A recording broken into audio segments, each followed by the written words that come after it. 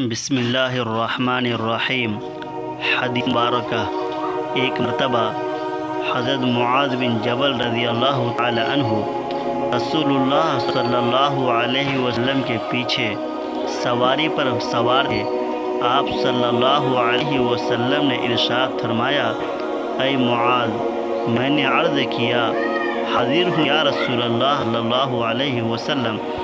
آپ صلی اللہ علیہ وسلم نے دوبارہ ارشاد فرمایا، اے معاذ، میں نے عرض کیا، حاضر ہوں یا رسول اللہ صلی اللہ علیہ وسلم۔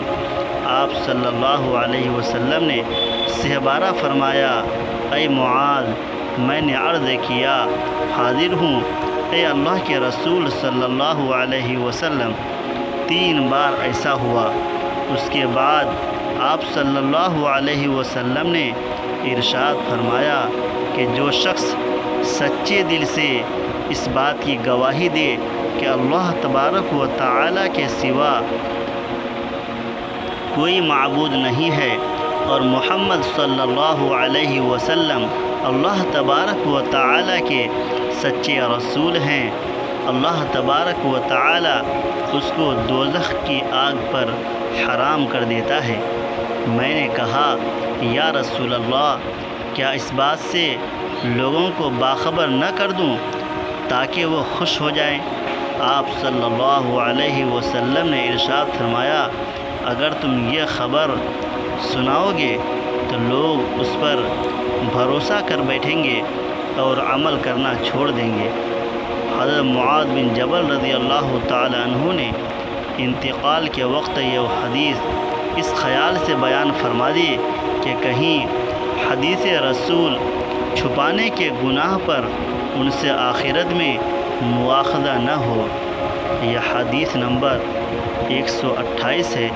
حضرت امام بخاری رحمۃ اللہ علیہ اس حدیث شریف کو اپنی کتاب صحیح بخاری شریف میں نقل کیے ہیں۔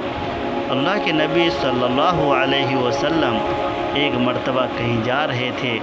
اللہ کے نبی صلی اللہ علیہ وسلم کے ساتھ حضرت معاذ بن جبل رضی اللہ تعالیٰ عنہ موجود تھے۔ آپ صلی اللہ علیہ وسلم جس سواری پر جا رہے تھے اسی سواری پر اللہ کے نبی صلی اللہ علیہ وسلم کے پیچھے حضرت معاذ بن جبل رضی اللہ تعالیٰ عنہ سوار تھے۔ ہمارے نبی صلی اللہ علیہ وسلم 3 مرتبہ ارشاد فرمایا، اے معاذ، اے معاذ، اے معاذ۔ تینوں مرتبہ حضرت معاذ بن جبل رضی اللہ تعالیٰ عنہ نے کہا کہ میں موجود ہوں یا رسول اللہ صلی اللہ علیہ وسلم۔